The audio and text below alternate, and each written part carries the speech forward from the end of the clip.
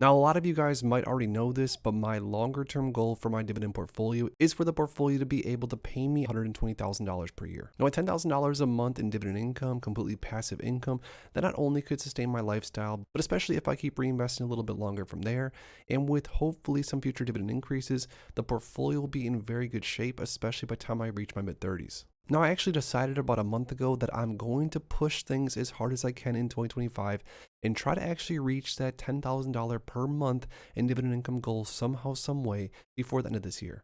Now, is this going to happen? Is this even possible? I actually have no idea whatsoever, especially unless I sell off some of my positions that are more growth focused, like my shares of Apple stock, and invest in something that has a much higher yield, which I don't honestly plan on doing. So instead, my plan has been and is going to be to invest in super high quality, higher yielding dividend focused ETFs that offer a ton of cash flow and of course some upside potential while being hopefully very tax efficient. So in this video, I'm going to share with you guys 7 different top high yielding ETFs. I actually made a post about this on X at Devoted Dividend if you guys want to follow me there.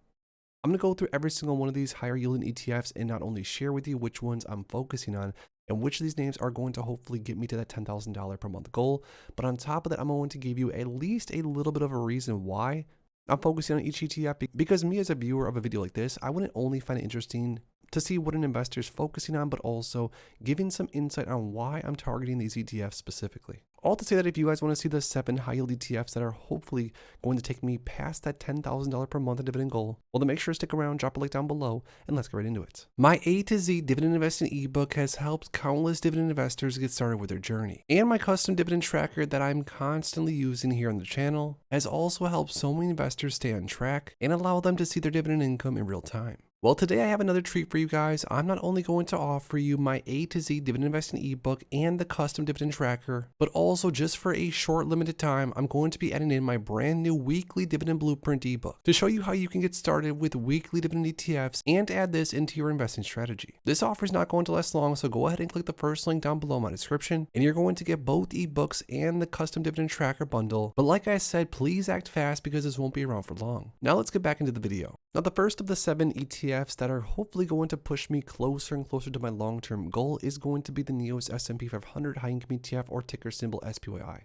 Now, this ETF has been in my portfolio for a while now. I've been a big fan of it basically since it started trading, and honestly, up until this point, this ETF has done no wrong in my eyes. The ETF offers around a 12.5% yield, offers S&P 500 exposure, and offers some potential upside on top of that, all while doing so very tax efficiently. Now, the reason why, what is the reason behind me adding more and more of this ETF to my portfolio? Well, me as sort of a conservative investor, I like having exposure to the S&P 500 and the NASDAQ 100 because they're well diversified, they're sort of tried and true.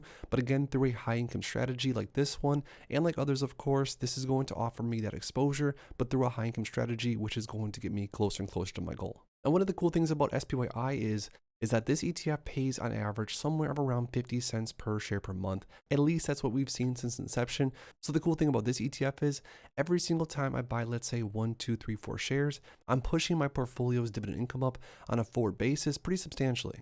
All to say that this ETF is going to be a big fixture in my portfolio, just like it already has been. My longer term goal is 2,000 shares. Another ETF I'm focusing on that's really going to help me reach that goal of $10,000 per month is going to be OMA, or the VistaShares Target 15 Berkshire Select Income ETF. This ETF offers exposure to some of the top names in BRK.B. We're talking Berkshire Hathaway, but then along with that, through our option strategy is going to offer investors a potential 15% per year distribution rate, which is a ton of income generation. Now, the reason this ETF is going to be on the list that I'm targeting very, very significantly, I would personally love to have this ETF dip down in price to go below my cost basis so I could even add more. But I digress, this ETF is going to be one of the main names I'm focusing on because, of course, it offers low beta names, especially with the option overlay. This ETF is very, very stable in my opinion, and of course offers that 15% yield and upside potential, all doing so very tax efficiently. Now, like I mentioned earlier, I'm mostly focused on adding exposure to the S&P 500 and also the NASDAQ 100. But I do like dabbling into some other ETFs that offer exposure into a high quality group of holdings. I mean, top names in Berkshire.B are obviously decently quality. Now, how much OMA am I planning on adding to my portfolio? I mean, a lot more than I currently have. I currently still have a decently small position just because when I started buying this one, it went up in price from where I started buying at. So I've been just still nibbling every single day. Now, I mentioned I want S&P and NASDAQ 100 exposure, so the NEOS NASDAQ 100 High Income ETF is also on my daily buy list. This is another one that I wish I owned a little bit more of, but it's okay. Hopefully we get some dips in the market very, very soon and I can load the boat.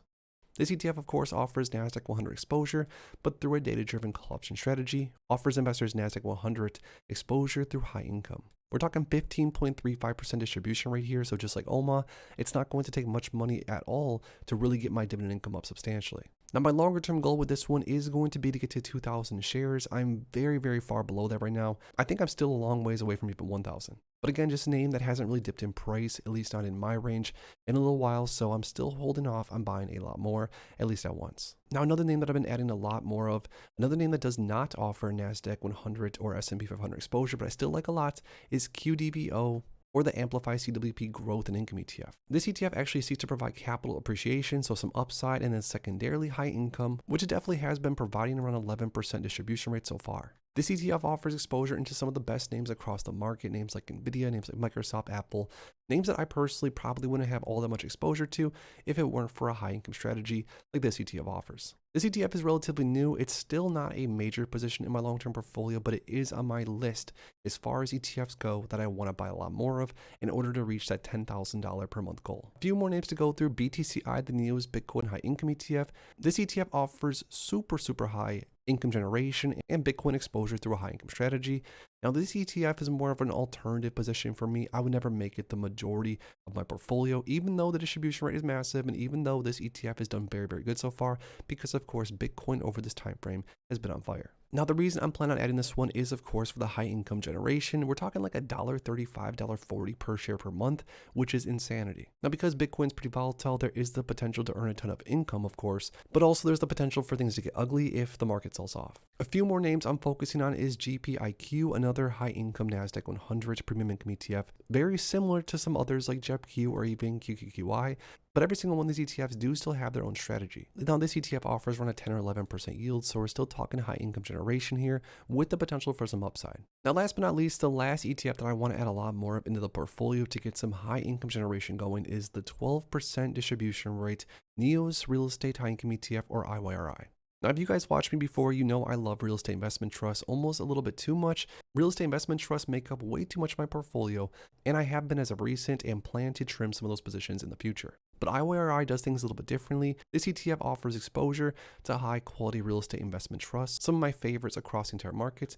But then along with that, utilizes an option strategy in order to earn a lot more income generation, which could potentially even be much more stable. All to say that this ETF will also become a larger and larger position as I inch closer and closer to my long-term goal. So there we have it, guys. Those are 7 different ETFs that, like I said, I plan on buying a lot more of over the next 5 months straight in order to hopefully get closer and closer to my longer term goal of $10,000 per month in dividends. Now, I get it. I could, of course, trim off some positions like Devo, names like Verizon, stock names like even Apple that offer a much lower yield and get to that goal a lot quicker. But again, my portfolio, my objective, my strategy is to have some exposure to growth, a ton of income generation, and hopefully as tax efficient as possible. Now, before you guys go, I do want you guys to comment down below which ETFs that fit my criteria should I be buying as much as possible to reach my goal. Let me know in the comments down below. If you enjoyed this video, make sure to please drop a like on it and subscribe for more future content like this. Thanks as always for stopping by, and if you are interested in investing, make sure to check out these recent videos I posted right here.